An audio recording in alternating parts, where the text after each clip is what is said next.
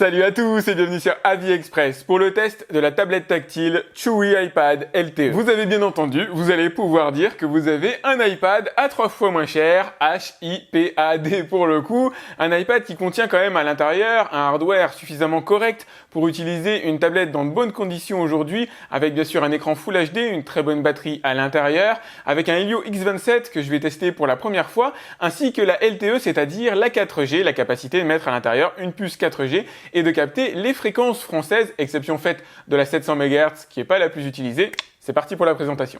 Avant toute chose, un de mes exercices préférés, être le premier à retirer la pellicule. Je sais pas si ça vous fait cet effet-là, mais moi j'aime bien. Ça fait toujours son petit effet. C'est parti, première trace de doigt. La chose toute simple, ce n'est pas seulement une tablette, c'est aussi un ordinateur portable. Donc vous avez ici les petites broches qui vont venir se mettre de manière magnétique directement dans la tablette. La tablette va alimenter le clavier et vous allez l'utiliser comme un PC portable. Ça, j'avoue, franchement, c'est top, c'est presque indispensable. Habituel, on est ici sur du QWERTY, comme sur tous les ordinateurs portables achetés en Chine. C'est tout simple, vous achetez ce type d'étiquette, 2 € sur Amazon, vous les collez et vous transformez votre ordinateur en QWERTY. Ça se fait extrêmement facilement et c'est pas du tout cosmétique. Moi, c'est ce que j'utilise réellement au quotidien sur mon ordinateur perso, qui est pour le coup signé Xiaomi. 10 pouces en Full HD, sans dire que c'est le combo idéal, franchement c'est parfait pour moi, je trouve ça impeccable. Caméra de 5 mégapixels totalement anecdotique ici. Ce que je remarque par contre, c'est qu'on a un petit film de couverture au-dessus de l'écran, ça c'est bien, à ceci près que j'ai une petite bulle à enlever ici et quelques petites bulles d'air à enlever là. Pour le reste c'est impeccable, on a suffisamment de place pour la préhension ici, vous allez pouvoir poser vos pouces sur les bordures de la tablette, la tenir confortablement, elle fait moins de 500 grammes, ça reste dans l'ordre du raisonnable. Avec 8,2 mm d'épaisseur, on a l'épaisseur d'un smartphone, c'est parfait pour moi. Même si on n'est pas sur du Asus ROG, l'arrière a été conçu un petit peu dans l'esprit avion de chasse. Vous allez voir si je vous montre le reflet et le tout sans augmenter l'épaisseur. C'est vraiment cosmétique et c'est très bien, c'est très joli. J'avoue que je suis assez content qu'ils aient fait ça, un petit effort sur le design de la tablette. Vous avez retrouvé ici la caméra de 5 mégapixels à l'arrière, les sorties audio pour le coup avec une seule enceinte située en bas. Là, vous allez pouvoir mettre votre carte 4G et sur le côté, vous avez le rechargement en USB-C et une prise jack. C'est une dalle IPS qui anime la tablette. L'IPS, c'est ce qu'il y a de plus classique aujourd'hui en matière de dalle LCD et franchement, elle fait très bien l'affaire. De toute façon, l'IPS est ultra maîtrisée sur la plupart aujourd'hui des smartphones, des supports. Donc pour le coup, j'en demande pas plus à ce genre de tarification. Je n'ai pas demandé une dalle OLED. Pour moi, ce qui est important, c'est surtout qu'elle soit en Full HD. C'est ça le plus essentiel. Les couleurs sont belles, vibrantes. Les angles de vision sont absolument impeccables. Vous pouvez le voir, quel que soit l'angle, et elle est utilisable bien sûr en extérieur. On a suffisamment de luminosité pour ça. J'utilise en paysage parce que c'est plus pratique pour moi pour la démo, mais bien sûr, vous pouvez la retourner et automatiquement elle se mettra en mode portrait. Donc on a Android 8 à l'intérieur, c'est peut-être ça une des déceptions que je peux avoir sur cette tablette. Probablement pas mise à jour vers Android 9, en tout cas j'attends pas de miracle. Correctif de sécurité du 5 juin 2018. Alors ça la rend pas obsolète pour autant, loin de là, vous allez pouvoir installer toutes les applications que vous utilisez au quotidien. Faudrait vraiment qu'elles soient extrêmement spécifiques pour ne pas être disponibles. Moi j'en ai mis quand même un certain nombre que vous pouvez voir ici, c'est ce qui va nous servir aujourd'hui de base de test. Je vais vous présenter la version d'Android préinstallée de manière furtive, donc vous avez bien sûr les menus classiques de raccourcis que vous allez trouver sur tous les smartphones. Hop, vous allez pouvoir faire sauter, voilà, accéder à ces menus-là. Ça, c'est vraiment basique. Ce qui est installé de base sur la tablette, c'est uniquement ce que vous avez là. Vous n'avez aucune application parasite que vous ne pourriez retirer ou qui est affiliée à Chewy. Vous allez uniquement avoir la suite Google qui est déjà installée, l'accès au Play Store, bien évidemment, voilà, les applications. Moi, j'ai fait quelques installs ici pour la démo que vous avez vu juste là. C'est fluide, on a 3 Go de RAM à l'intérieur, c'est suffisant pour faire tourner Android dans de bonnes conditions. Maintenant, c'est sûr, 4 Go, ça aurait été peut-être un peu plus sympa, notamment pour les jeux vidéo. D'ailleurs, on va voir comment elle se comporte en matière de jeux vidéo. Pour le reste, jusqu'ici, je l'ai pas prise à défaut, hein. Elle se comporte vraiment très bien, c'est impeccable. Bon, en même temps, elle n'est pas véritablement saturée d'applications. Faut voir au bout de quelques années ce que ça donne. Mais là, en tout cas, en l'état, franchement, c'est absolument impeccable. Allez, on va se commencer par les benchmarks. Donc en tout, c'est le benchmark qui va me servir de référence pour évaluer la puissance de la tablette. Et vous voyez, si vous penchez votre tête sur le côté, on a un score grosso modo de 100 000 points. 100 000 points, c'est pas mauvais. On est véritablement dans la frontière entre l'entrée et le milieu de gamme qui augure de pouvoir jouer quand même à pas mal de jeux vidéo. Il y a peut-être parmi vous des aficionados des benchmarks, donc on va les passer rapidement. Ici, vous avez le score sur Geekbench 4. Ici, vous avez le score sur 3D Mark. Ici, vous avez le score sur PC Mark 8 pour le coup. Et bien sûr, en tout. Je vous propose pour évaluer sa puissance, c'est de faire des tests empiriques. Donc on va passer sur Asphalt 9, donc un jeu qui est quand même relativement récent, qui consomme pas mal d'images par seconde. Et on va voir ce que ça donne.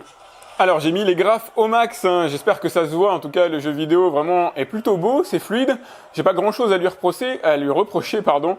Donc il y a le G-Sensor à l'intérieur qui permet voilà, de faire tourner la voiture si vous inclinez la tablette comme ceci. C'est un peu un moindre mal. Maintenant au niveau des capteurs, il n'y a pas de miracle, on a un capteur de luminosité et c'est tout. C'est suffisant pour l'utilisation, on va dire, la plus basique de la tablette. Hop. L'important, c'est que ce soit fluide. J'ai mis les graphismes en maximum. Alors désolé hein, pour le mal de mer si jamais vous regardez le jeu, c'est un peu normal aussi pour un jeu de course comme ça. Moi, ce qui compte, c'est que ce soit fluide et c'est fluide. Vous voilà maintenant sur Modern Combat 5. Alors, désolé hein, si je suis pas terrible pour la démo, malheureusement. Hop. C'est toujours compliqué de parler et de filmer en même temps, j'avoue, c'est assez balèze. Il y en a qui le font ça de manière beaucoup plus professionnelle que moi. Moi, je suis surtout là pour la démo technique. Hop, vérifier que la tablette fasse bien son job. Alors, c'est l'écran est en lui-même réactif, il n'y a pas de souci là-dessus. Mince, je crois que j'ai buté... non, c'est le chef terroriste, ça va. Par contre, la pellicule de protection qu'on a au-dessus, qui a été installée par une machine, elle, est un peu râpeuse au niveau du doigt. C'est pas extrêmement agréable malheureusement, donc ça, c'est un peu dommage. Au pire, il suffit tout simplement de la retirer. C'était un petit plus pour protéger l'écran. Voilà, je vais aider mon pote à monter. Alors, je pense que vous parvenez à le voir, c'est beau, hein, franchement, c'est très beau, il n'y a rien à dire. Hop, je distingue un léger flou, il faudrait que je vérifie mes paramétrages. Je trouvais le jeu effectivement plus joli sur smartphone pour le coup.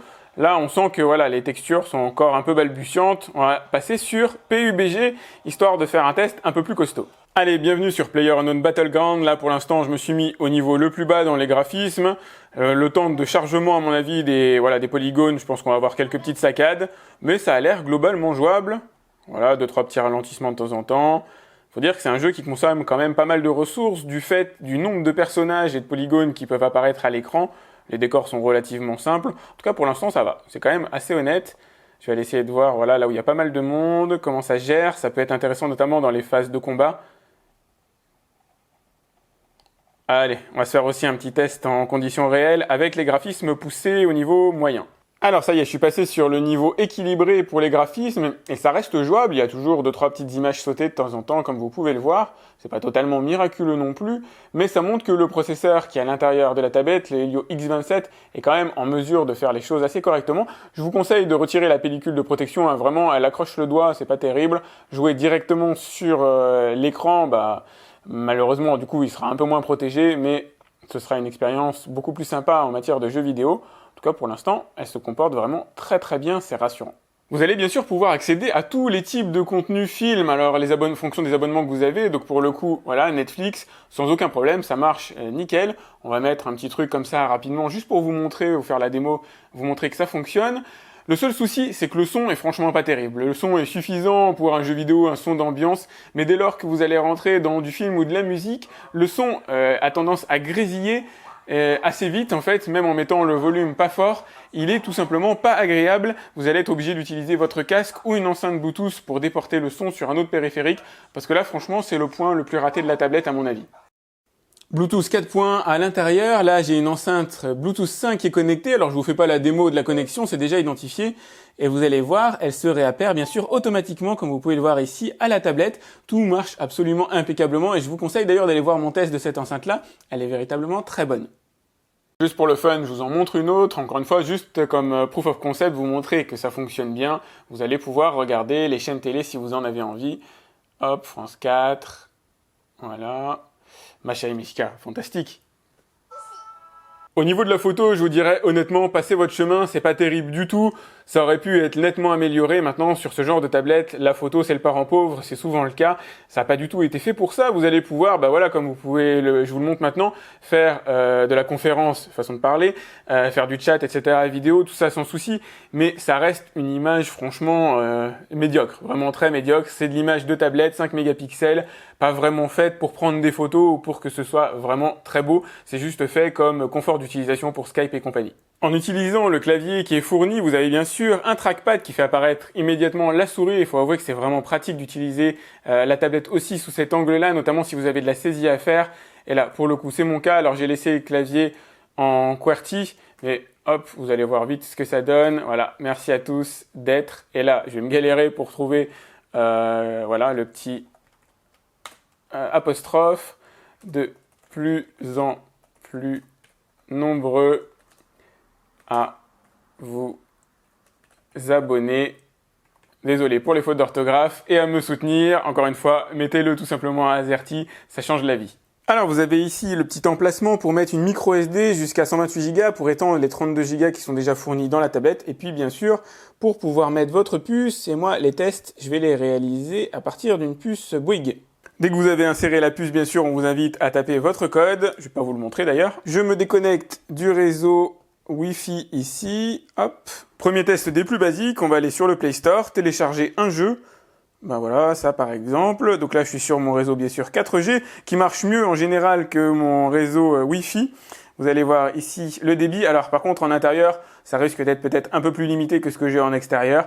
Et vous voyez, je télécharge à environ 2,5 mégasecondes. Pour l'intérieur, à l'endroit où je suis positionné, c'est pas mauvais, croyez-moi. Encore une fois, pour les aficionados des benchmarks, et juste pour vous prouver que, bien sûr, la tablette est en mesure de gérer les fréquences de la 4G. Alors, encore une fois, moi, je suis chez Bouygues, donc pour le coup, j'ai à peu près un bon niveau de plage de fréquence utilisée. La 800, la 1800, 2100, 2600, tout ça sont bien gérés. Il n'y a que la 700 qui n'est pas gérée par la tablette. Vous avez ici les scores, les débits, etc. Je vous laisse mettre pause si vous voulez plus de détails. Alors là, on va parler de l'autonomie de la bestiole. Je vous l'ai pas montré quand elle est protégée. Donc vous avez bien sûr la possibilité d'utiliser le clavier ici comme système de protection pour l'écran. Donc ça, c'est plutôt sympa. Donc la tablette tient réellement 10 heures en utilisation Wi-Fi de bout en bout à une utilisation normale. Si vous jouez aux jeux vidéo, bien sûr, ça va décroître plus rapidement. Mais dès lors que vous avez une utilisation web classique avec lecture de films notamment, ça tiendra pendant environ 10 heures. C'est une très bonne autonomie, c'est un très bon point pour cette tablette. Alors, verdict sur la Chewy iPad pour le coup. On a du positif, ça c'est clair. Déjà, le design, évidemment, elle est vraiment très sympa. On sent qu'on est ici sur une volonté d'avoir un affichage un peu plus premium que ce que font les tablettes en général de cette gamme-là, ça c'est cool. On a aussi un affichage qui est très bon, l'écran est impeccable, ça c'est fondamental, et une très bonne autonomie. Côté négatif, le son qui est criard. Malheureusement, vous ne pourrez pas utiliser les enceintes qui sont fournies à l'extérieur. Elles sont trop mauvaises. Utilisez quelque chose de déporté, casque ou enceinte Bluetooth par exemple. On a Android 8, j'aurais tout simplement préféré avoir Android 9 à l'intérieur. Ça c'est un petit peu dommage. Et un léger temps de latence dans l'ouverture des applications par le processeur qui n'est pas surdimensionné par rapport à la concurrence. Maintenant, en termes de concurrence tarifaire, on est à peu près dans le même niveau que ce qui peut se faire aujourd'hui, sauf peut-être sur la Xiaomi Mi Pad 4, mais qui pour moi est totalement inutilisable en France en l'état. Côté goodies, sympa, voire même essentiel pour certains d'entre vous, il y a le clavier, ça c'est vraiment top. Quand on en a besoin, quand on a besoin de faire de la saisie, d'envoyer des mails, notamment en vacances, moi c'est des produits que j'utilise beaucoup en vacances, que je vais utiliser avec mes enfants pour les calmer à l'arrière de la voiture notamment. C'est clair que je vais avoir besoin du clavier à un moment donné pour envoyer des mails, j'en fais beaucoup pour vous répondre aussi en commentaire sur YouTube, comme je le fais d'habitude. Donc ça j'avoue c'est top. Avoir la 4G LTE directement intégrée à l'intérieur de la tablette, c'est un plus aussi, même si personnellement j'ai l'habitude de tout simplement déporter ça sur mon smartphone. Voilà, je fais un point un hotspot et j'envoie ça en Wi-Fi directement. Ça peut être bien et utile pour certains d'entre vous d'avoir directement la 4G implémentée. Et niveau absence de goodies, je noterai surtout l'absence de moyens d'authentification, d'identification, comme par exemple un lecteur d'empreintes digitales ou la reconnaissance faciale. On n'aura accès malheureusement qu'au classique schéma ou code PIN. J'espère que vous avez aimé cette incursion dans l'univers des tablettes que j'avais pas fait depuis un petit moment. J'en faisais beaucoup au début de la création de ma chaîne et finalement voilà, c'est normal, l'engouement a un peu baissé pour les tablettes, ça se comprend, alors que pourtant c'est quand même utile dans pas mal de circonstances et personnellement je les utilise dans, alors je vous l'ai dit, déjà par rapport aux enfants, c'est quand même plutôt sympa de pouvoir leur diffuser quelque chose en voiture pour obtenir le calme, et puis perso pour regarder des films, c'est peut-être ça mon utilisation principale de la tablette pour le coup. Après à vous de voir, à vous de me dire aussi dans quel cadre vous l'utilisez. Là pour le coup avec la 4G intégrée, c'est sûr il peut y avoir une version professionnelle qui peut y avoir derrière, qui peut être intéressante pour vous. Si vous avez aimé ce test, comme d'habitude, mettez-moi un like. Je vous ai mis les liens pour voir son tarif directement dans la description. N'hésitez pas à vous abonner et à partager la vidéo. Et moi, je vous dis à très vite pour un autre test de produits d'origine chinoise ou pas sur AliExpress. Salut!